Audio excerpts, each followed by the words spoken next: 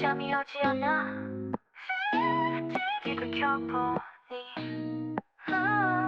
노란 바다에 세 개의 파도가 날 반기네. 달이 빛나는 밤에 당신은 더욱 빛나네. 안녕하세요. 우펄이 빛나는 밤 주펄입니다. 반갑습니다. 오늘은 2025년 7월 28일 9시 23분입니다. 와, 덥습니다. 진짜. 아까 전에 운전하는데 38도가 찍히더군요. 집에서도 항상 잘 때 에어컨을 26도 스마트 모드에 맞춰놓고 자는데요. 이거 벌써부터 이번 달 전기 요금이 얼마나 나올지 무척 기대가 됩니다. 덜덜 떨고 있습니다. 아무튼 이렇게 더운데 어떻게 잘 지내고 계신지요? 밖에 나가자마자 얼굴이 찌푸려지는데요. 빨리 여름이 지나갔으면 좋겠네요. 오늘도 여러분께서 보내주신 사연들 읽어드리고 신청해주신 노래 틀어드리면서 2시간 동안 진행해 보도록 하겠습니다. 오늘 온 사연들은요.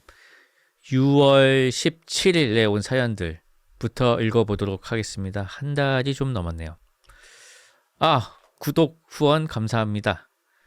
지금 라디오 모드라서 소리가 안 나오게 설정했는데요. 항상 감사드리고 있습니다.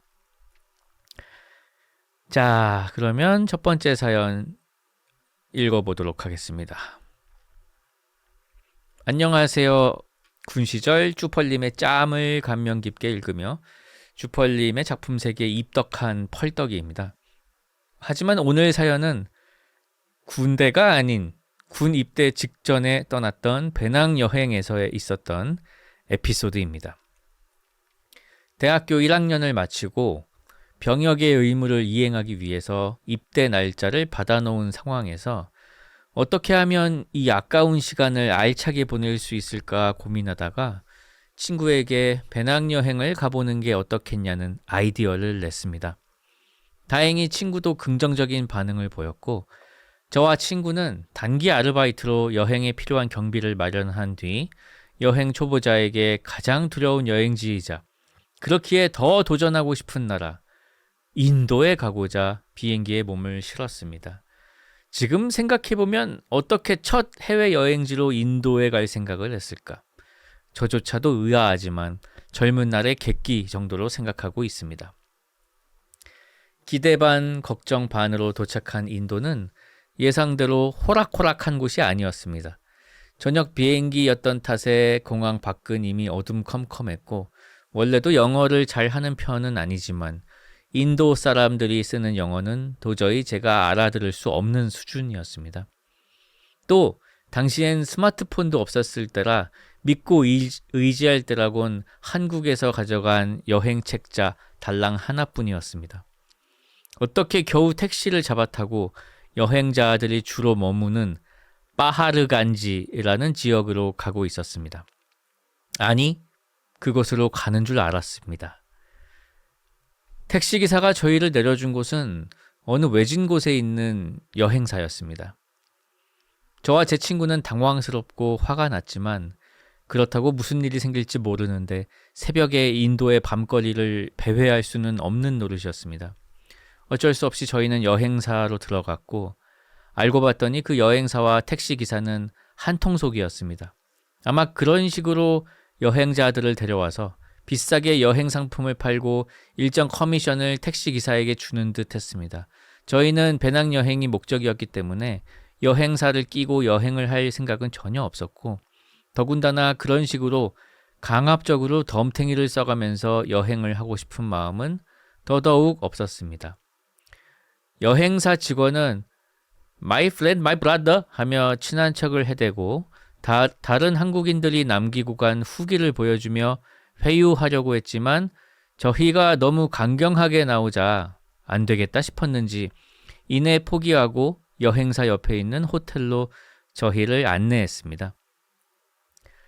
그런데 그 호텔 역시 여행사와 한패거리였고 숙박비로 터무니없이 비싼 금액을 불렀습니다.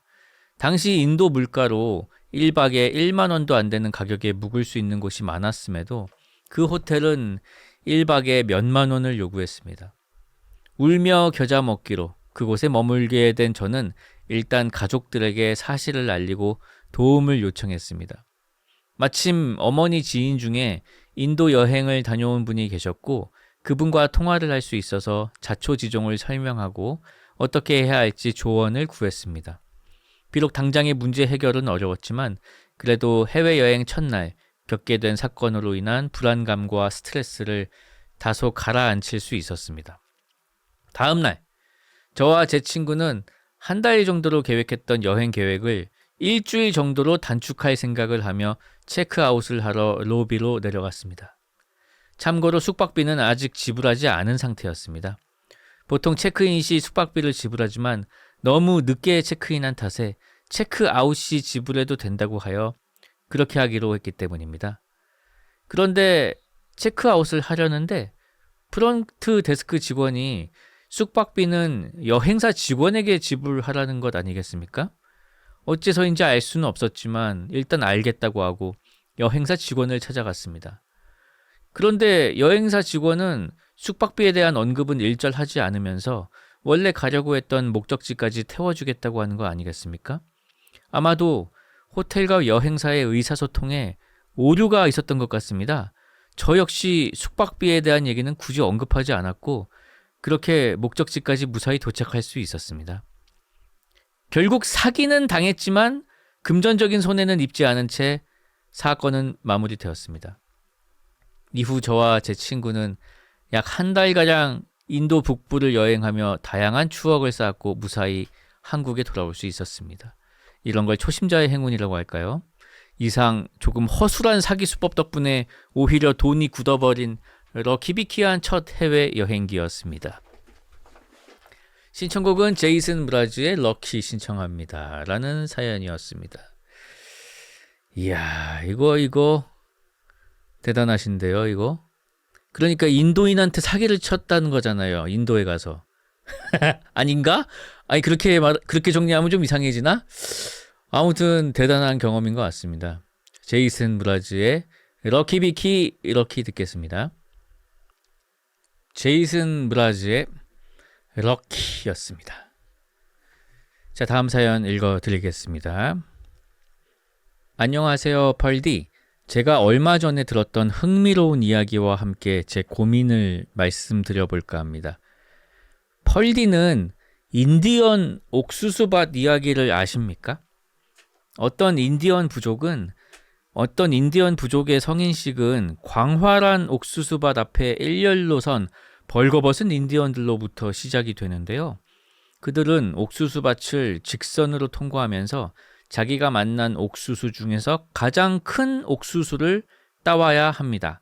다만 여기에 적용되는 규칙은 한번 지나간 길은 다시 되돌아갈 수 없고 옥수수를 선택하면 다시는 바꿀 수 없다는 것입니다. 어떤 인디언은 옥수수 밭의 초입에서 자기 눈에 가장 커 보이는 옥수수를 골랐고 또 어떤 인디언은 옥수수 밭의 중간쯤에서 또 다른 인디언은 마지막까지 최고의 옥수수를 고르지 못해서 결국 눈에 보이는 옥수수 중에 아무 것이나 골라야 했다는 이야기입니다. 그렇다면 넓은 옥수수 밭에서 최고의 옥수수를 고르는 방법은 무엇일까요? 그것은 옥수수 밭의 37% 정도를 지나왔을 때부터 선택을 시작하는 것입니다. 초입부터 37%까지 지나오며 가장 큰 옥수수를 보아두었다가 37% 지점이 지났을 때 이전까지 보아온 것들 중에 가장 큰 것이 보이면 바로 그것을 선택하는 것입니다. 이건 최적 정지 이론이라는 이름으로도 불리는데요. 제 고민은 여기에서 시작이 됩니다. 초등학생 시절부터 성인이 된 지금까지 항상 누군가와 사랑하면서 살아왔기 때문에 제 나름대로 연애를 해봤다고 생각합니다. 6년 정도 안부를 꼬박 물어오면서 지내다 최근에서야 애인으로 관계가 발전된 분이 있는데요. 그런데 이번엔 뭔가 확실히 다른 것 같다는 생각이 듭니다. 심지어 애인이 되기로 하고 처음 상대방의 얼굴을 보았을 때 정말 묘한 기분이 들어서 남들이 말하던 이 사람이랑 결혼하게 되려나 하는 직감이 이건가 싶었습니다. 이전까지의 연애에서는 그런 생각을 전혀 해본 적이 없는데 말이죠.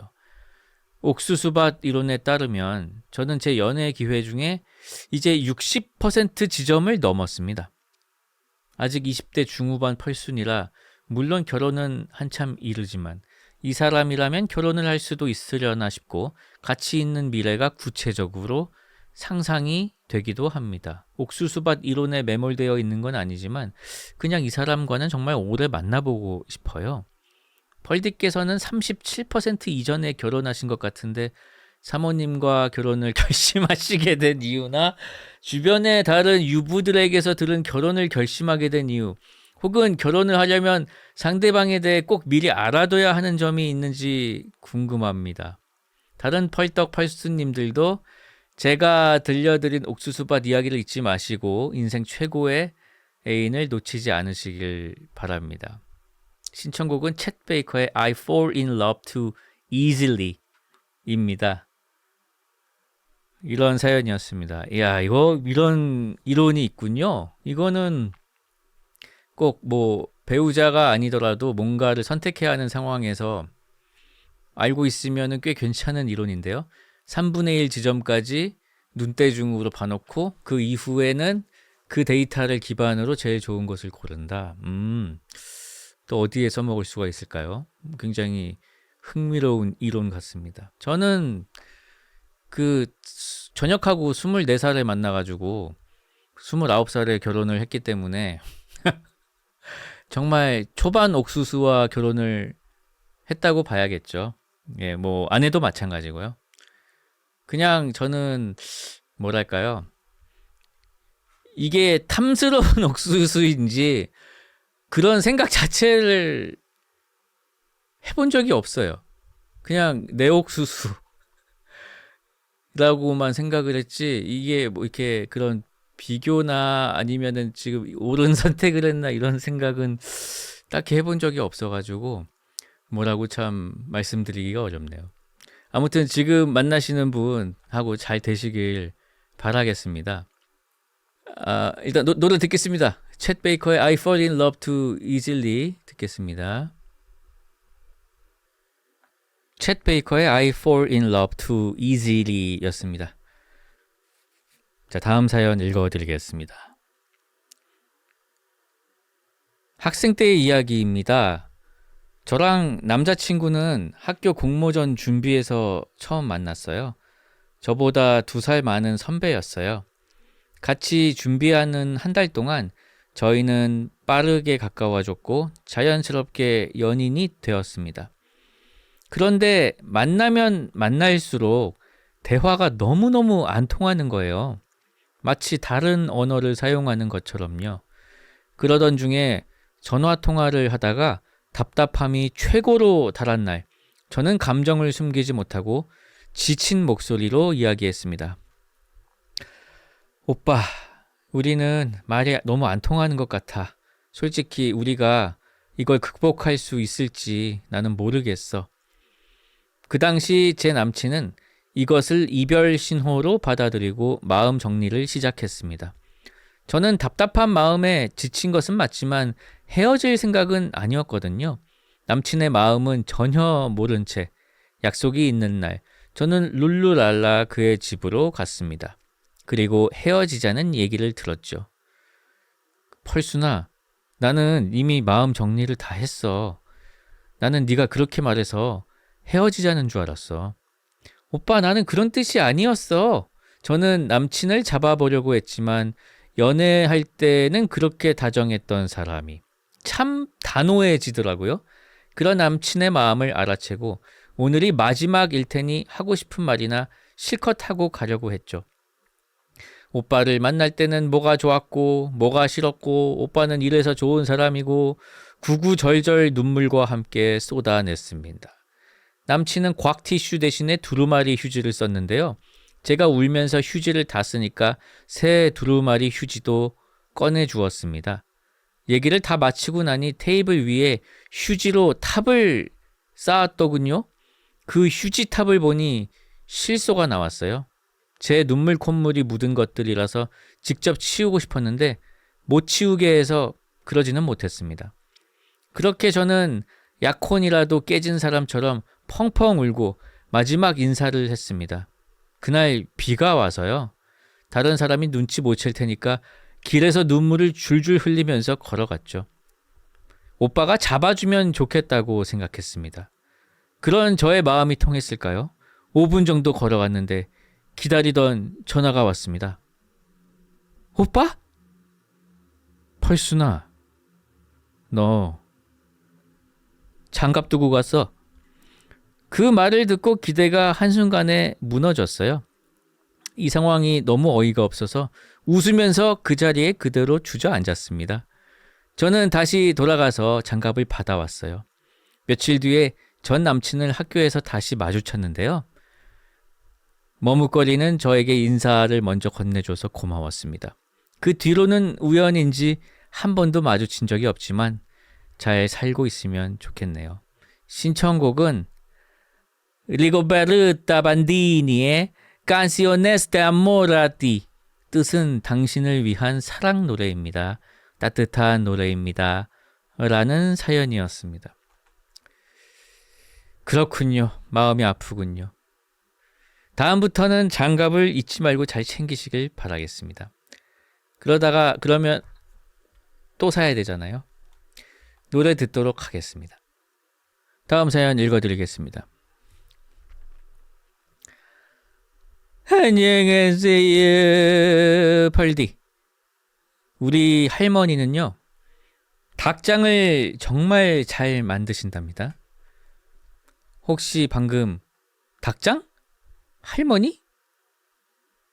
할머니 직업이 목수인가? 라고 생각하셨다면 여기서의 닭장은 치킨 케이지가 아니라 그 치킨 소스, 간장게장 할 때 그 장이랍니다. 그렇습니다. 이 사연은 소울푸드 사연, 할머니의 닭장입니다. 어릴 적 할머니 집에 가면은 할머니는 늘 닭장을 해주셨습니다. 커다란 솥단지 안에 토막 낸 닭, 물, 간장, 소금, 액젓, 마늘, 파 등을 넣고 아주 푹 고아낸 음식이죠. 그놈은 어찌나 짭짤하던지 닭 조각 한 2개로도 밥 한 공기를 뚝딱 해치울 수 있었답니다. 아버지의 설명으로는 어릴 적 자식들에게 고기는 먹이고 싶은데 입은 많지 돈은 없지, 그 해결책으로 종종 먹었던 음식이라고 합니다. 아버지 고향이 전라도인데 구글에 전라도 닭장이라고 검색하면 소고기 대신 닭고기를 넣고 끓인 닭장 떡국이 나옵니다. 할머니는 떡국 대신 그냥 닭과 야채만 넣고 끓이신 거죠. 아주 짜지만 더욱 맑은 국물에 닭 한 마리라고 연상하셔도 이해에 도움이 되실 것 같네요. 하루는 집에서 요 닭장이 먹고 싶어서 얼추 할머니의 레시피를 유추해가며 직접 만들어 봤습니다. 저도 나름대로 요리에 일가견이 있는 펄떡이거든요. 그런데 이거 넣고 저거 넣고 아무리 간을 조절해봐도 할머니께서 해준 그 맛이 안 나더랍니다.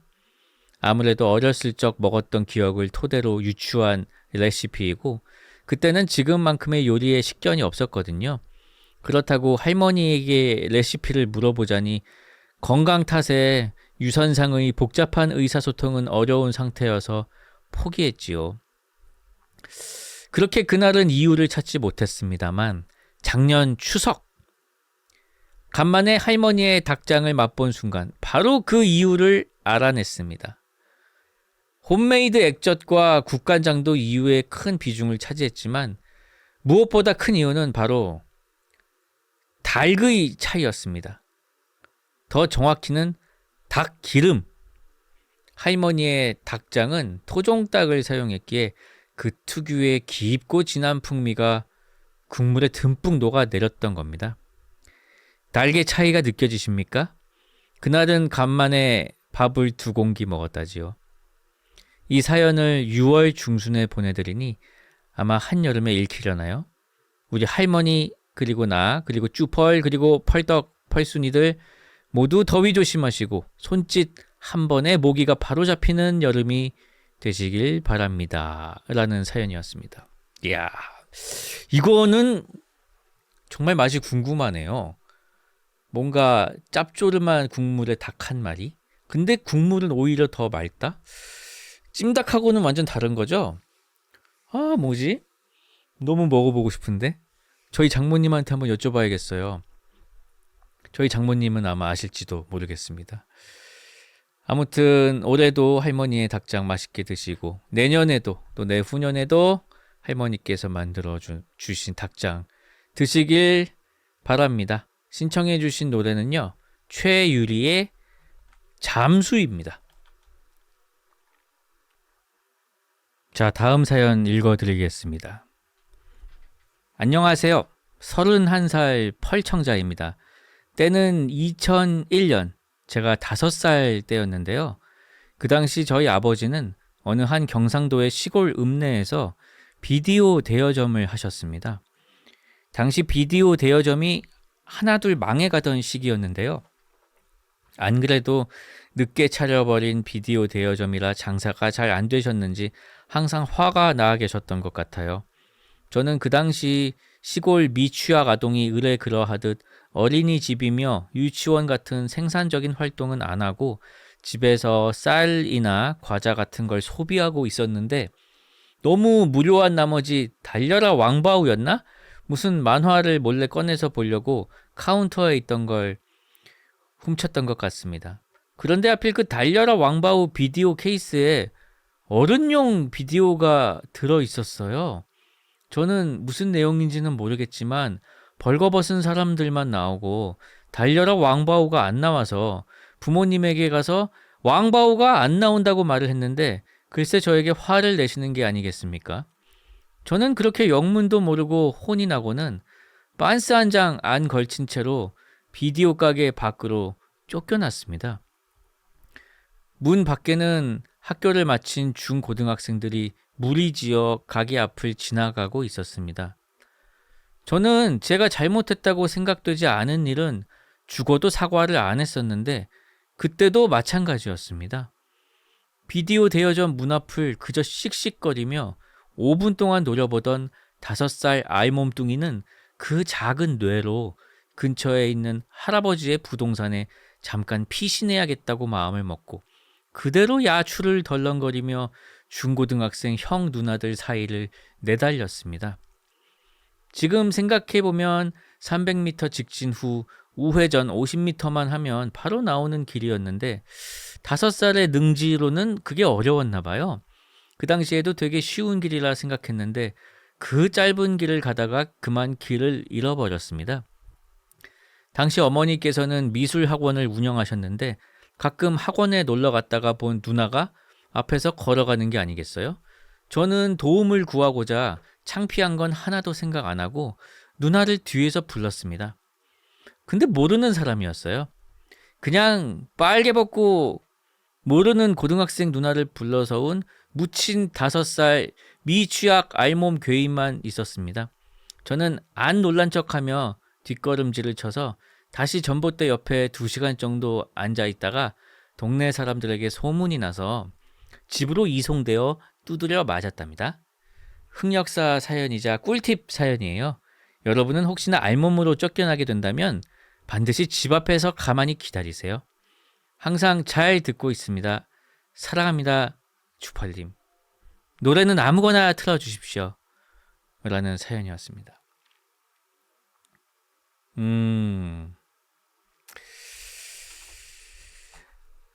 이 달려라 왕바우는 정말 명작이에요.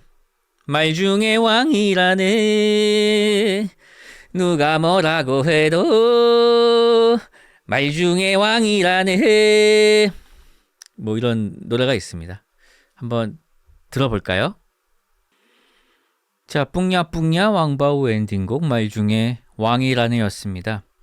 가사가 참 중의적이죠? 그 큼직해도 너무 큼직해. 단단해도 너무 단단해. 왜 부모님께서 그 비디오를 왕바우에 숨겼는지 모든 미스테리가 풀리는 순간입니다. 자, 그러면은 다음 사연 읽어드리도록 하겠습니다. 안녕하세요, 펄디. 아침 저녁으로 열심히 청취하고 있는 펄순이에요. 저는 제 첫사랑 이야기를 한번 해보려 합니다. 때는 2019년 여름, 대학교에 입학해 신나게 학교 생활을 하고 있던 20살의 저는 옆 학교 공대와 과팅을 나가게 됩니다.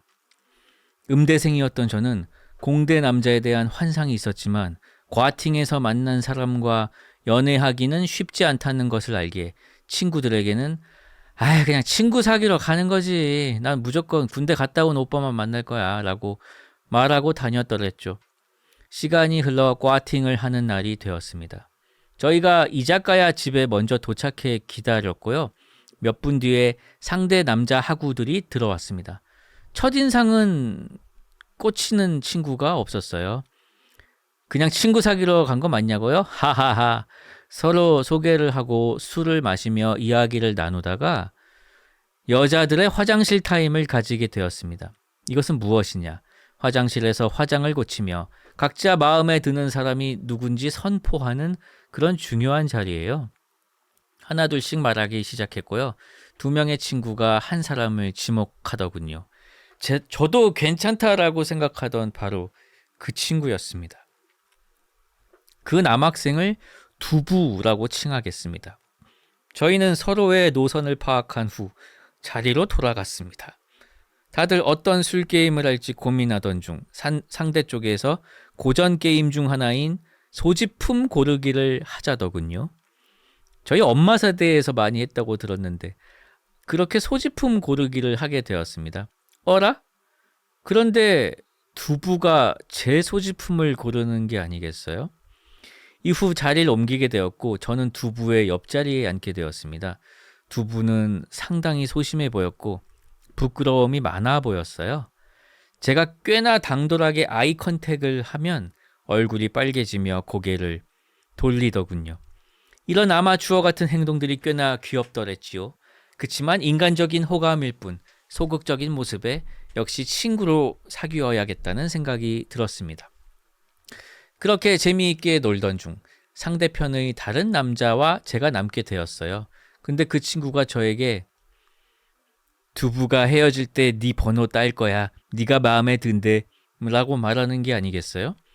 아니, 자고 있던 연애 세포가 눈을 뜨며 제 심장은 두근두근 뛰기 시작했습니다. 그 이후로 두부가 저에게 관심이 있는지 계속 확인하게 되었고 저를 보는 눈빛이 조금 다른 것 같아 신경이 조금씩 쓰이기 시작했습니다. 네, 연애 경험이 많지 않던 저는 이렇게 쉽게 두근대기 시작한 거죠. 2차를 갔을 때도 아까 친구가 말했던 그 아찔한 문장이 머릿속을 맴돌았습니다. 네가 마음에 든대. 두부가 네 번호 딸 거야. 시간이 흘러 헤어질 시간이 되었습니다. 저는 과연 두부가 내 번호를 딸까? 나를 진짜 좋아하는 걸까? 라는 생각이 머릿속에 휩싸였습니다. 두부 쪽으로 인사를 하는 그 순간 놀랍게도 아무 일도 일어나지 않았습니다. 잘가 라는 인사 이후 저희는 헤어졌습니다. 집으로 돌아가는 길이 매우 혼란스러웠습니다. 친구들이 펄순아, 두부가 네 번호 땄어? 라는 질문에 아니, 난 관심 없어 라고 대답한 후 생각에 빠졌습니다. 도대체 그 친구는 나에게 그런 아찔한 말을 왜 한 것이며 날 보며 부끄러워하는 듯 미소를 보낸 두부는 왜 그랬던 것이며 내가 왜 이렇게 안달이 나 있는지 전체적인 상황이 이해가 가지 않았습니다. 저는 그날 밤 나는 군필 오빠만 만날 거야 라고 중얼거리며 눈을 붙였습니다. 다음날 아침 수업을 가기 위해 준비하던 중 까떡 소리를 듣게 되었습니다. 확인해보니 아니 두부가 아니겠어요? 어제 잘 들어갔어? 다시 심장이 두근두근 뛰기 시작했습니다. 저는 군필 오빠를 만나야 하는데 말이죠. 그 카톡 이후 저희는 계속 연락을 하게 되었고 두부의 구애에 짧은 썸 끝에 연애를 시작하게 되었습니다. 친구들이 야, 너 군필 오빠 만날 거라며 친구 사귀고 올 거라며 라는 말에 하하하 그러게 라는 말밖에 하지 못했어요. 군필 오빠 노래를 부르던 저는 정신을 차려보니 고무신이 되어 군대로 조공을 보낼 간식 택배를 싸고 있더군요. 20살 가을에 만난 저희는 이제 26살이 되어서 대학원생 회사원이 되었습니다. 시간이 정말 빠르군요. 그때의 추억을 회상하며 써보았는데 다들 재미있으셨을지 모르겠습니다. 신청곡은 2차로 갔던 노래에서 두부를 꼬시려고 불렀던 저의 필승 노래 10cm의 사랑은 은하수다방에서 신청합니다. 모쪼록 건강한 하루하루 보내시길 기원하며 그럼 아디오스라는 사연이었습니다. 추신이 있군요. 추신. 공대 남자들이란 정말 로봇 같더군요. 5년 넘게 제가 정말 열심히 키웠습니다. 하하하. 두부야 사랑해라는 그런 추신이 붙어 있었습니다. 정말 재미있는 사연이었습니다. 대학원생과 회사원. 이야, 이거 참 6년이나 만나셨군요. 노래 틀어드리겠습니다. 10cm의 사랑은 은하수 다방에서 라는 곡이었습니다. 한창 이렇게 인디밴드들이 이제 인기를 많이 모으기 시작하고 10cm도 알려지기 시작했을 때 이 은하수 다방도 실제로 있었어요. 그 홍대 상수 막 이쪽에 가면은 길거리에서 이런 뭐 아티스트들 돌아다니는 걸 보기도 하고 옛날에는 종종 다녔었는데 지금은 그쪽을 다닐 일이 전혀 없군요. 많이 변해 있겠죠. 은하수 다방은 아마 없겠죠? 지금도 남아 있습니까? 2016년에 폐업했다고요? 아이고, 아쉽군요. 그렇군요. 그럼 다음 사연 읽어드리겠습니다. 옵카페도 참 좋은 추억이죠. 그것도 상수역이었네요. 생각해보니까. 그 후에 카페가 들어왔지요. 그 카페도 뭐 얼마 전에 뭐 바뀌었다는 얘기를 들은 것 같기도 하고 아무튼 참 장사라는 건 어려운 것 같습니다. 안녕하세요, 펄디. 펄밤을 들으면서 느낀 건데 사연 보내시는 분들께서 수치스러운 기억을 여기다가 대나무 숲처럼 얘기하는 것 같더라고요.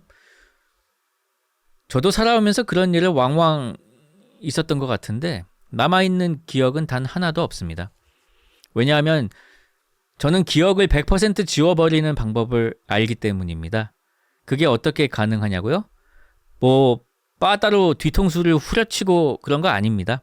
지금부터 알려드리겠습니다. 때는 바야흐로 제가 초등학교 2학년 시절 인구 50만의 저희 동네에서는 개인이 운영하는 정사각형 모양의 100평 남짓한 큰 서점이 있었습니다. 저는 어린 시절부터 책 읽는 것을 좋아했기 때문에 자연스럽게 그 서점을 아지트처럼 들락날락하게 되었죠. 저는 키가 작아서 서점에 꽂혀있던 책 중에 제 눈높이에 맞는 책들만 읽어볼 수 있었는데요. 평소처럼 서점에 들러 이런저런 책들을 뽑아서 보다가 서점의 오른쪽 모서리 가장 아래에서 표지가 아주 낡은 책을 하나 발견하게 됩니다. 짙은 회색의 두꺼운 양장본이었어요. 제가 서 있던 곳은 어린이 코너여서 사방이 동화책이었기 때문에 그렇게 칙칙하고 두꺼운 책이 꽂혀 있을 리가 없었습니다. 이게 뭐지? 싶었던 어린 시절에 저는 그 책을 홀린 듯이 꺼내 들었죠. 그 책은 바로 여러 가지 비방이 적혀 있는 주술서였습니다.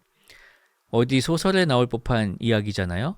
혼자서 서점에 간 어린이가 큰 서점의 구석탱이에서 지난 100년간 아무도 찾지 않았던 먼지가 폴폴 날리는 두꺼운 주술서를 꺼내들게 되고 그 책을 펼치고 난 후로 마법을 쓸 줄 알게 되어 대마법사의 길을 걷는다던가 뭐 그런 거요. 그런데 그 책에는 마법 주문은 없었어요. 대신 초반 100페이지 정도의 부적 그림이 수록되어 있더라고요. 무당이 노란 종이에 빨간 잉크로 그려주는 부적이 한 페이지에 2개씩. 그렇게 100페이지 정도. 그 다음에는 한약 같은 것들의 조제법이 있었습니다. 아니, 이거 나도 있는데. 저는 이거 정말 희한한 책이라고 생각하고 페이지를 촤르륵 넘기며 덮으려다가 갑자기 어느 페이지를 턱 펼치게 되는데 그 페이지에 자신의 기억을 지우는 방법이 적혀 있었습니다. 저는 아직도 그 방법을 기억하고 사용하고 있는데요. 여기까지가 조금은 허무맹랑한 이야기 같아서 주위에 아주 친한 친구들 몇몇에게만 제가 지금까지 한 이야기를 똑같이 들려주고 방법을 알려줬습니다. 지금부터 펄디와 이것을 듣고 계실 여러분께도 그 방법을 알려드리겠습니다. 자, 첫 번째. 자기 직전에 시작해야 합니다. 자신이 가장 편한 자세로 누워 눈을 감습니다. 두 번째. 아무도 없는 산속의 산책로를 하나 떠올려냅니다. 여기서 중요한 점은 기억을 지우고 싶을 때마다 같은 장소를 떠올려내야 합니다. 그래서 본인이 가봤던 산길을 떠올리는 편이 쉽습니다. 주위에 있었던 사람들은 다 지우고 오로지 그 산길만 기억해내야 합니다. 세 번째, 당신은 우거진 산길을 걸어가다가 계곡을 만나게 됩니다. 물 앞에 잠시 서서 흘러가는 물을 바라봅니다. 여기서부터가 중요합니다. 네 번째, 신고 있던 신발과 양말을 벗고 물속으로 한 발씩 들어가는데 그 물이 아주 차갑습니다. 아, 차가워! 라고 상상 속에 내가 말해야 합니다. 다섯 번째, 무릎 정도까지 들어왔을 때 머리를 물속에 담급니다. 마찬가지로 차가워! 라고 생각하면서 머리를 담그고 지우고 싶은 기억을 차가운 물과 함께 떠내려 보내는 것을 상상해 내세요. 여섯 번째, 기억이 다 떠내려갔다면 고개를 들고 물 밖으로 나옵니다. 일곱 번째, 양말과 신발을 다시 신고 왔던 길을 다시 되돌아 나와 눈을 뜨세요. 방법은 이게 끝입니다. 가장 중요한 점은 항상 같은 장소를 찾아가고 차가움을 느껴야 하는 것입니다. 저는 이 방법을 사용해서 지우고 싶은 기억들을 다 지웠습니다. 지독하게 남아있던 기억도 몇 번 반복하니 결국엔 지우러 갔던 것만 기억나고 내용은 기억이 잘 나지 않습니다. 이젠 정말 기억이 나지 않아요. 여러분들도 한번 이 방법을 써보시길 바라겠습니다. 믿거나 말거나지만 믿는 분들에겐 좋은 방법이 될 것 같습니다. 여러분께서는 즐겁고 좋은 기억들을 더 많이 들고 계셨으면 좋겠습니다. 라는 사연이었습니다. 신청곡은 이승철의 이전니입니다. 아니, 이거 너무 신기한데? 근데 이거 상상력이 되게 풍부해야지 가능한 거네요. 실제로 막 차갑다라는 것까지 상상을 해야 되고 막 그러니까. 야, 이거 어떤 일종의 최면 감수성이 좀 뛰어나면 뭔가 될 것 같기도 한 그런 방법이네요. 한번 들으시는 분들께서는 혹시 지금 눈 감고 누워있다면은 방송 다 끝나면 한번 해보세요. 믿져야 본전 아니겠습니까? 그러다가 뭐 잠들어도 그만이고요. 자, 그러면 신청해 주신 이승철의 이전니 듣겠습니다. 이승철의 이전니였습니다. 자, 다음 사연 읽어드리겠습니다. 운명을 믿으시나요? 우리의 인생을 결정하는 것은 노력뿐만 아니라 형이상학적인 흐름이 있다고 저는 생각하는 편입니다. 이 이야기를 꺼내는 이유는 저에게 특별한 능력이 있기 때문인데요. 바로 잃어버린 자전거를 되찾는 능력입니다. 바야흐로 초딩 때 저는 무척 칠칠 맞은 아이였습니다. 엄마가 심부름을 시키면 가는 길에 주머니에 넣은 돈을 잃어버리곤 했지요. 언젠가 5만 원을 잃어버려 호되게 혼난 기억이 있습니다. 그런 제가 자전거를 잠글리는 전무했으므로 어느 날 자전거를 잃어버리는 것도 당연한 수순이었습니다. 엄복동의 나라에서 잠그지도 않은 자전거를 길에 세워두는 것은 내 자전거 좀 가져가이소라고 누군가 생각할지도 모르죠. 어쨌든 자전거를 잃어버린 초딩은 터벅터벅 길을 내려가고 있었습니다. 한 아파트 골목에 어디서 많이 본 듯한 자전거가 있더라고요. 자세히 보니 16동 505호 스티커가 붙여진 제 자전거가 맞았습니다. 그 당시에 제가 살던 아파트에서는 모든 자전거에 스티커를 붙여놔야 했거든요. 저는 신나서 자전거를 타고 집으로 돌아갔고 중학생이 되어서는 잘 타지 않아 어느샌가 아빠가 처분했더군요. 이런 적이 한 번이라면 운이 좋았다고만 생각했을 겁니다. 몇 년 전 저와 친구들은 영국으로 여행을 갔습니다. 런던에는 따릉이랑 비슷한 자전거를 핸드폰으로 빌릴 수 있는 시스템이 있더라고요. 재수가 없게도 제가 탄 자전거만 안장이 이상해서 가랑이가 굉장히 불편했습니다. 저희는 빅벤 앞에 쪼르르 자전거를 세워두고 기념사진을 찍었습니다. 다시 출발하려고 하는데 제 자전거가 없어진 거예요. 아니 정말 잠깐 사진을 찍었는데 어떤 놈이 그걸 타고 가버렸더라고요. 시간이 지나면 지날수록 요금이 점점 부과될 텐데 당시 돈이 없던 저는 정말 걱정했습니다. 심지어 연휴 시즌이라 고객센터에서 전화를 받지 않았고 저는 자전거를 잃어버리면 얼마를 내야 하나 우울한 마음으로 인터넷에 검색했습니다. 그때였습니다. 펄떡아, 저기 자전거 세워져 있는데 확인해볼까? 어디? 에이, 설마 내 거겠어?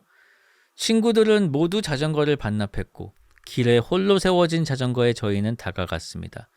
자전거를 타보니 그 가랑이가 굉장히 불편한 게 제 것이 맞더라고요. 저와 친구는 환호성을 질렀습니다. 그렇게 자전거를 무사히 반납할 수 있었습니다. 어떤가요? 잃어버린 자전거를 되찾는 건 굉장히 특별한 경우인데요. 이를 2번이나 경험한 저는 자전거를 되찾는 운명을 타고난 것이 아닐까요? 사실 저는 아직도 칠칠 맞아서 핸드폰, 우산, 지갑 같은 것들을 자주 잃어버리는데요.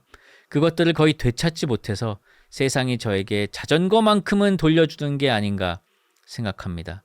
신청곡은 자전거를 타면서 자주 들었던 아이명의 사랑을 전하고 싶다든가입니다. 이야, 이거 참. 근데 그 훔쳐간 사람도 가랑이가 불편해서 멀리 못 가고 거기 버렸나 봐요. 그러니까 뭔가 가랑이가 불편한 거를 가랑이가 불편한 능력 아니야? 자전거랑 상관없을지도 몰라요. 아무튼 노래 듣겠습니다잉. 아이명의 사랑을 전하고 싶다든가 라는 곡이었습니다. 다음 사연도 뭔가 일본. 안녕하세요. 일본에 거주 중인 펄떡이 인사 올립니다. 항상 사연을 써야지 생각만 하다가 드디어 글을 쓰게 되었네요. 일본어로는 쿠로레키시라고 하는 이른바 흑역사 사연인데요. 최대한 열심히 적어보겠습니다. 때는 약 15년 전 중학교 2학년이었던 저는 말 그대로 중2병을 아주 뜨겁게 앓고 있었습니다. 당시에는 쇼미더머니도 방영되기 전이었고 힙합은 대중음악이라기보단 아직 진입장벽이 꽤 높았던 장르였죠. 그런데 저는 그런 힙합에 푹 빠져 있었고 마음이 잘 맞는 친구 몇 명과 힙합 크루를 만들어 활동하고 있었습니다. 수업 시간에 열심히 쓴 가사를 가지고 방과 후엔 음악실이나 미술실에서 프리스타일 랩 배틀을 벌이는 것이 저희들의 일상이었죠. 그러던 어느 날 멤버 중 한 명이 헐레벌떡 뛰어오더니 상기된 얼굴로 말했습니다. 야! 이 반에 밴드부 기타 하는 이 펄떡이가 힙합 같은 저급한 음악 왜 듣냐면서 그런 수준 낮은 음악 듣지 말고 오아시스 노래나 들어라! 라는데 힙합뽕이 극에 달해 있던 저희 크루 마인드 컨트롤에게 그 발언은 전쟁 선포와 다름이 없었습니다. 이를 좌시할 수 없었던 마인드 컨트롤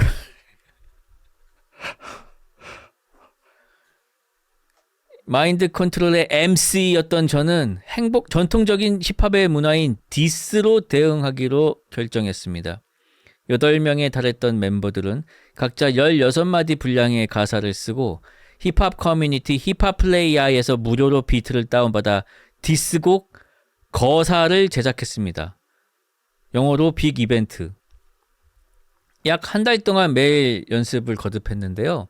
디스곡 발표 계획은 이러했습니다. 가장 많은 학생이 모여있는 시간대인 점심시간 직후를 노려 최대한 망신을 주자는 작전이었죠. 자, 첫 번째, DJ 역할을 맡은 친구가 말없이 교실 컴퓨터를 켜고 비트를 재생한다. 두 번째, 첫 번째 멤버가 밴드부 친구 앞에서 돌연 랩을 시작한다. 세 번째, 옆을 지나가던 친구가 마이크를 이어받아 랩을 한다. 네 번째, 청소하던 친구가 랩을 한다. 다섯 번째, 자고 있던 친구가 벌떡 일어나 랩을 한다. 여섯 번째, 복도를 지나가던 친구가 갑자기 들어와 랩을 한다. 일곱 번째, 이런 플래시몹 같은 흐름이었습니다. 아마도 그 당시 플래시몹이 유행하던 시기여서 그런 컨셉을 참고했던 것 같네요. 지금 생각하면 터무니없지만 이때 저희는 이 계획이 완벽하다고 믿고 있었습니다. 그리고 마침내 D-Day. DJ 친구가 음악을 재생했지만 불싸. 생각보다 음향이 너무 작아서 비트가 거의 들리지 않았습니다. 리허설이라도 했어야 했는데. 하지만 비트는 이미 흐르고 있었고 첫 순서인 랩네임 해태는 거의 무반주 상태에서 랩을 시작했습니다. 시끌벅적한 점심시간 교실 속 해태의 랩은 아무도 듣지 못했고 그는 조용히 퇴장했습니다. 두 번째 순서 랩네임 뚱형은 랩을 시작하자마자 두 마디 만에 가사를 잊고 그대로 멈췄습니다. 결국 저희는 밀려오는 창피함을 견디지 못하고 전원 도망쳤습니다.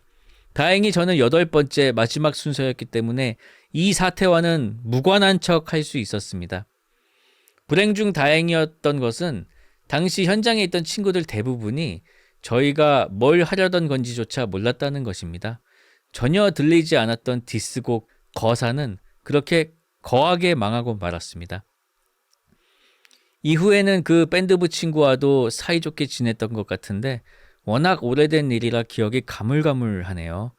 지금 돌이켜보면 정말 중2 때니까 가능했던 무모한 일이었던 것 같아요. 최대한 기억을 살려 써봤는데 재미있게 읽으셨을지 모르겠습니다. 혹시 괜찮았다면 다음엔 또 다른 썰로 찾아오겠습니다. 외로운 일본 생활 속 쭈벌님의 유튜브 방송은 항상 큰 힘이 됩니다. 신청곡은 당시 힙합봉에 거하게 취하게 했던 다이나믹 두오의 길을 막지마 부탁드립니다. 항상 감사드리고 외쳐야겠지? 세노 쭈퍼루상 간발해! 라는 사연이었습니다. 나 진짜 읽는 내내 수치심이 몰려와가지고 정말 이게 상상했을 때는 엄청 멋있었을 거야. 뭔가 뮤직비디오 콘티 같잖아요. 일단 원테이크로 찍는 뭔지 알죠? 원테이크로 찍는 그런 뮤비 있잖아. 카메라 계속 이동하면서 막 한 명 들어오고 한 명 나갔다가 막 갑자기 자던 애가 일어나고 그런 걸 상상했겠지. 참 망해버려서 안타깝네요. 근데 이런 플롯도 있지 않아요? 중학교 때 그렇게 했던 친구들이 다 늙어가지고 다시 만나서 크루를 결성한다. 그리고 깊어진 가사를 쓴다. 이런 내용도 많이 있었던 것 같은데. 자, 한번 그러면 노래 듣도록 하겠습니다. 다이나믹 두오의 길을 막지마입니다. 자, 다음 사연 읽어드리겠습니다. 정말 개 쪽팔린 사연 짧고 굵게 적어보겠습니다. 저는 중고등학교는 뉴질랜드에서 다녔기에 고등학교 때까지는 걸쭉한 뉴질랜드 방언이 섞인 영국식 영어를 사용했습니다. 그러다 대학을 미국으로 가게 되었습니다. 미국식 영어와 영국식 영어가 다르다는 이야기는 줄곧 들어왔지만 뭐 달라봐야 얼마나 다르겠어? 라는 생각으로 첫 수업을 들었습니다. 수업 중 저는 제가 지우개를 깜빡 잊고 안 갖고 왔다는 사실을 깨달았습니다. 저는 그래서 옆자리 학생에게 지우개가 있냐고 물어봤지요. 영국식 영어로 지우개는 rubber입니다. 그런데 그 학생이 굉장히 이상한 사람 보듯이 쳐다보는 것이 아니겠습니까? 이때 저는 아니 학생이 되어서 지우개도 안 들고 와? 뭐 이러는 표정인 줄 알았습니다. 제가 손가락으로 글씨를 지우는 모션을 취하지 않았다면 아마 못 알아들었을 것 같습니다. 나중에 기숙사로 돌아와서 친구들과 이야기하다가 미국에서는 러버가 무엇을 뜻하는지 알게 되었습니다. 미국에서 러버는 콘돔을 뜻하는 말이었습니다. 그렇게 저는 첫날부터 옆자리 학생에게 콘돔을 꿇어다니는 빌런이 되어 있었습니다. 다행히 나중에 그 뜻을 알고 지우개를 빌려주었지만 하마터면 신입생 콘돔남이 될 뻔했지요. 지금도 그때를 생각하면 얼마나 얼굴이 화끈거리는지. 자, 모두들 저와 같은 실수를 하지 말라는 바람으로 외쳐봅시다. 영국의 지우개는 미국의 콘돔이다. 너무 쪽팔린 나머지 신청곡은 없습니다. 라는 사연이었습니다. 자, 채팅창에 얼마나 급했으면 수업 시간에 그걸 빌리냐. 안전을 위해서 필요하다. 뭘 지우려는 거야? 라고 하셨습니다. 자, 다음 사연 읽어드리겠습니다.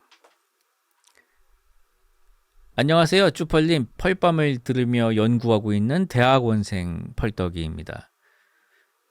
제가 꿨던 꿈을 소개하고 싶어서 사연을 남깁니다. 꿈의 배경은 추억의 장소인 고등학교였습니다. 제가 단순히 교회에 찾아간 게 아니라 고등학교 1학년 때로 돌아가서 반 친구들, 기숙사에서 같이 동거동락하던 친구들도 그대로 교복을 입고 수업도 듣고 학교 생활을 했더랬지요. 그런데 특이한 점이 있다면 저는 이미 대학교에 입학한 상태이고 친구들만 고등학생이었습니다. 꿈속에서도 저는 그 상황이 어떻게 일어날 수 있는지 모르겠지만 꿈속에 있던 모든 인물들은 그 상황을 이상하게 여기지 않고 있었습니다. 저는 이미 대학생이었기에 대학 입시를 할 필요도 없었고 야자 시간에도 선생님한테 선생님 저 이미 대학교 다니고 있는데 왜 야자를 해야 해요? 이런 식으로 투덜거렸습니다. 그때 선생님이 뭐라 하셨는지는 기억이 나지 않네요. 여기까지만 들으면 그냥 평범한 꿈이네 라고 생각하실 수 있으시겠지만 놀랍게도 저는 이 꿈을 몇 년 동안 주기적으로 꾸었습니다. 처음 꿈을 꿨을 때는 대학생이었는데 대학원생이 된 다음에는 꿈속 신분도 대학원생으로 바뀌었고 현실 시간에 비해 천천히 지나갔지만 꿈속에서도 학년이 올라갔습니다. 고등학교를 졸업한 지 10년이 다 되어간 이 시점에서 고등학교에 돌아가 그리운 친구들과 함께 보내는 시간은 저에게 정말 꿀같은 시간이었습니다.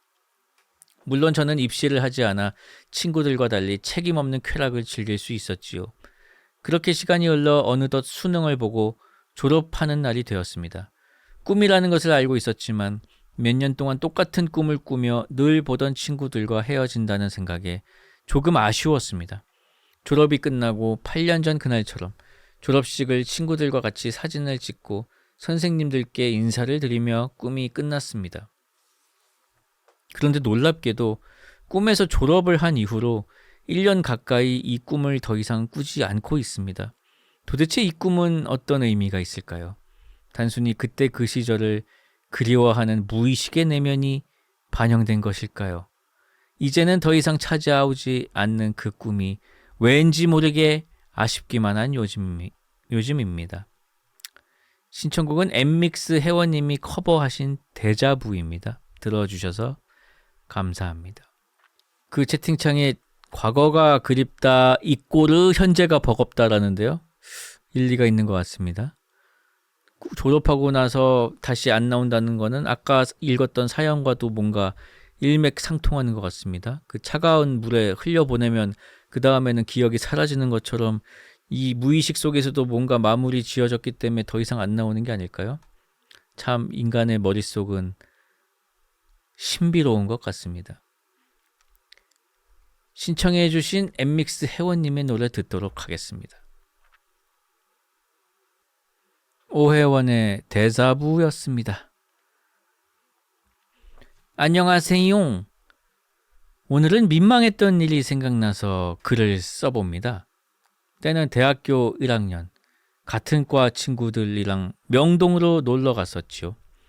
우리는 맛있는 카레밥을 먹고 영화관에 갔습니다. 그때 개봉했던 영화가 범죄의 재구성이었어요.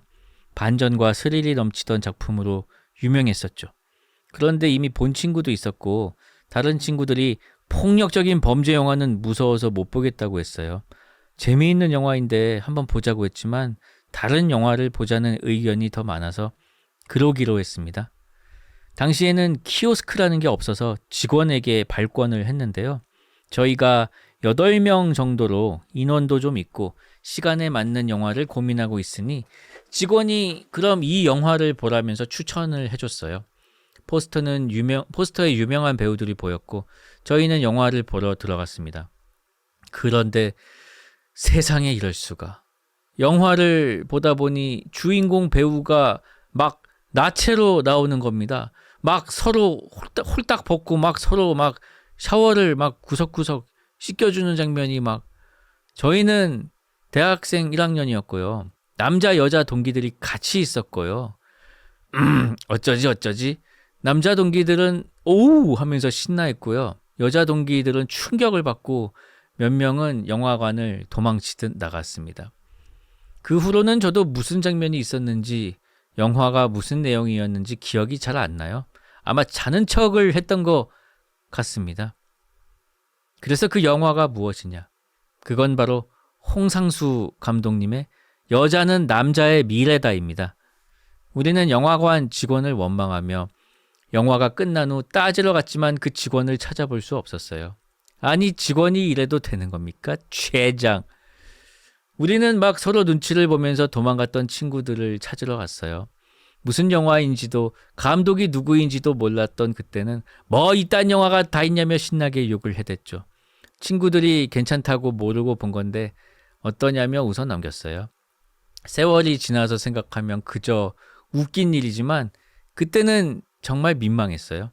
친구들이랑 이제 갓 20살 돼서 만났는데 노출 영화를 같이 보다니 서로 손절당할 뻔했죠. 그 후로 저희 멤버들은 영화를 보러 가지 않았어요. 진짜로. 그 유명한 영화 기생충도 가족끼리 보러 갔다가 민망해서 난리 났다는 해프닝이 있었잖아요.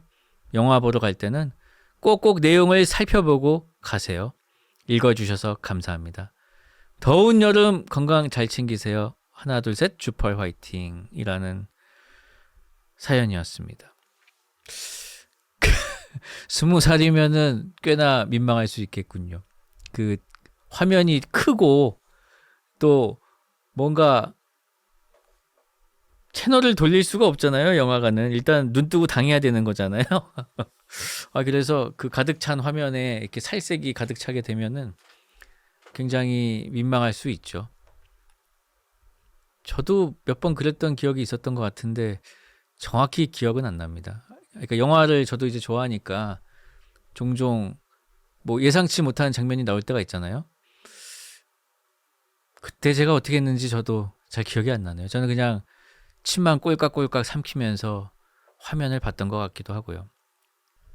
자, 그러면 신청곡 틀어드리겠습니다. 신청곡은 술탄 오브 더 디스코의 의심스러워입니다. 술탄 오브 더 디스코의 의심스러워였습니다.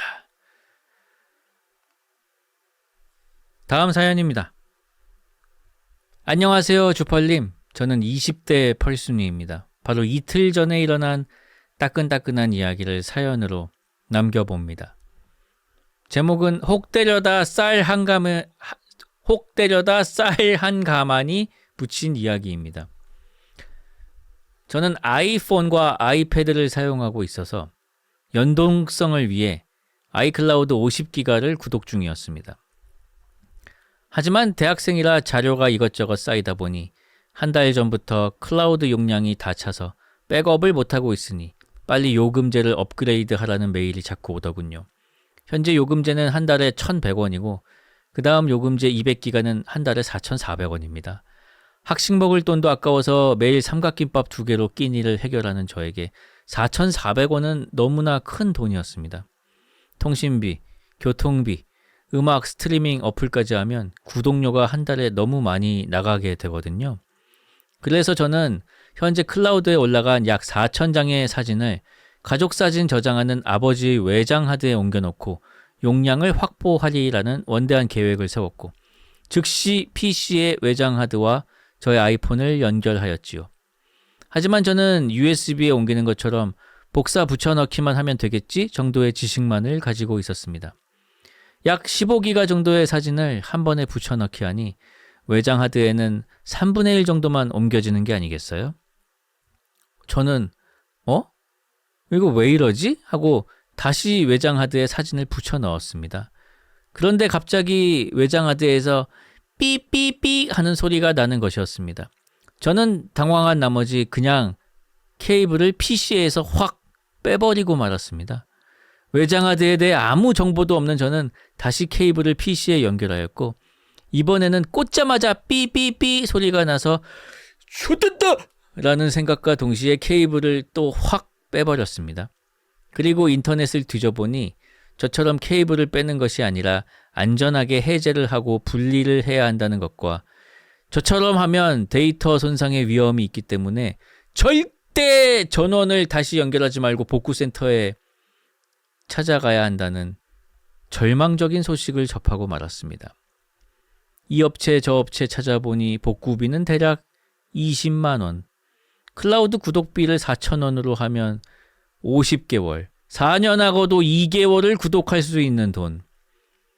가족 사진이 들은 외장 하드라 어쩔 수 없이 수리를 해야 하는데 구독비와 복구비를 비교해보고 나니 진짜 눈앞이 캄캄해지더라고요.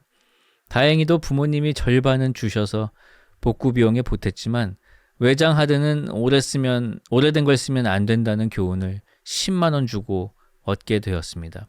여러분 이중 백업 꼭 하시고 외장 하드를 너무 맹신하지 마십시오. 신청곡은 나윤건의 어떡하죠입니다. 정말 제목 그대로 그 혹 때려다가 쌀 한 가마니를 붙이셨군요.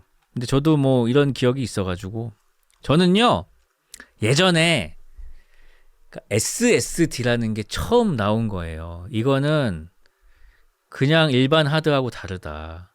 겁나 빠르다잉. 뭐 이런 얘기 정도가 이제 돌던 때였어요. 아마 2000년대 후반이었나?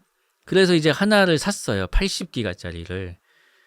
근데 진짜 거기에다가 파일을 넣으면은 불러오는 속도가 좀 빠른 거예요. 그래서 저는 그럼 만화 원고들을 다 여기다 넣고 작업을 해야겠다라고 생각을 하고 이제 모든 만화를 그 SSD에 넣었어요. 그래서 그렇게 작업을 해왔거든요. 그리고 이제 그 SSD가 이제 지금도 있는데요.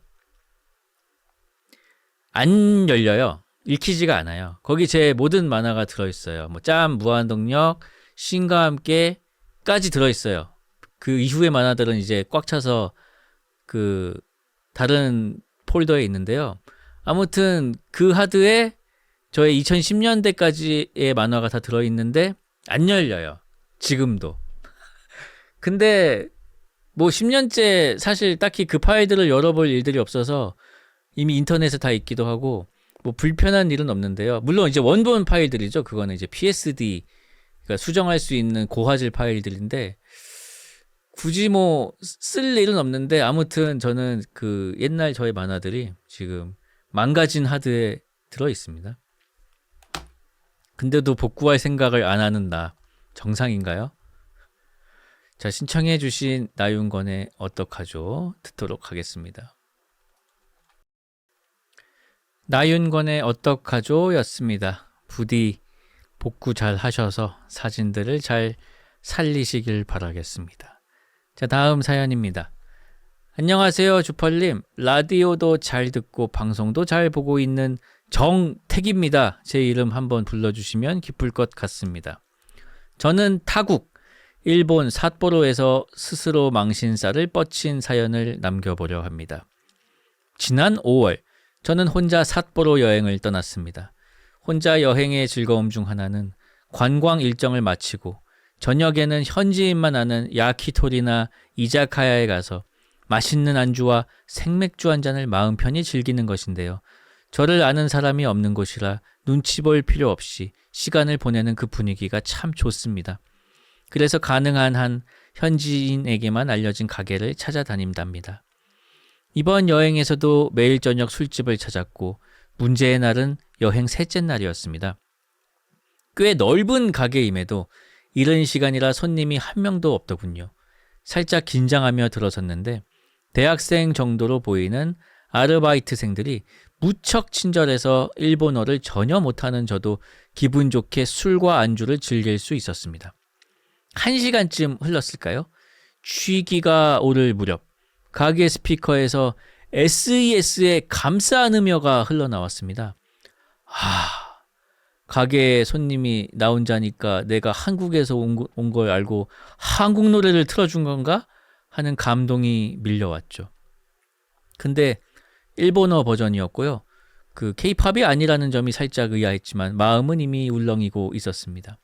앞서 말씀드린 것처럼 일본어를 전혀 못하지만 번역기를 켜고 아르바이트생에게 물었습니다. 이 노래 원곡이 한국 노래인데 제가 한국인인 걸 알고 틀어주신 건가요? 그러자 그 친구는 고개를 갸웃하며 이 노래 오래된 일본 노래예요 라고 답하더군요. 아이고 이 친구 SES를 모르네 싶어서 갑자기 한국의 위대함을 알리는 국민 외교관 모드가 발동하였습니다. SES가 얼마나 유명한 가수인지 K-팝이 얼마나 대단한지 열심히 설명해 줬습니다. 시간이 더 흐르고 알딸딸해진 상태가 되어서야 자리에서 일어났고 끝까지 친절했던 아르바이트생에게 재방문 할인 쿠폰까지 받고 가게를 나왔습니다. 숙소로 돌아와 정신이 차츰 돌아온 저는 혹시나 하는 마음에 챗 GPT에게 SES의 감사 안으며에 대해 물어봤습니다. 그렇습니다. 원곡은 1998년 발매된 일본 가수 미시아의 츠츠미코무 요니였고 SES는 그 노래를 2000년에 리메이크했더군요. 결국 저는 사촌동생뻘, 아니 조금 오버하자면 조카뻘 아르바이트생을 붙잡고 술에 취해 유명한 일본 노래를 한국이 원조라고 우겨버린 버킹 어글리 코리안이 되고 말았습니다. 그 재방문 할인 쿠폰은 쓰기 어렵겠지요. 라는 사연이었습니다. Holy shit.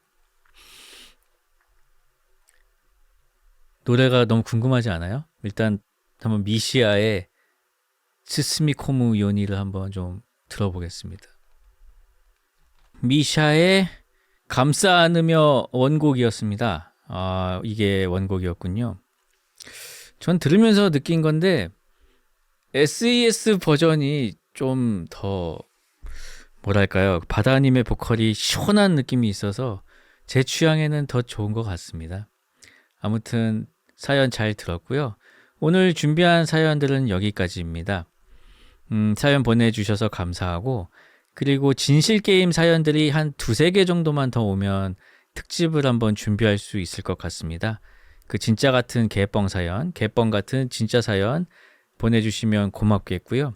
마지막 곡은 이 노래를 리메이크한 SES의 감싸 안으며도 이제 궁금하시다는 분들이 계셔서 마지막 곡 들으면서 저는 인사드리도록 하겠습니다. 지금까지 주펄이었고요. 좋은 밤 되십시오.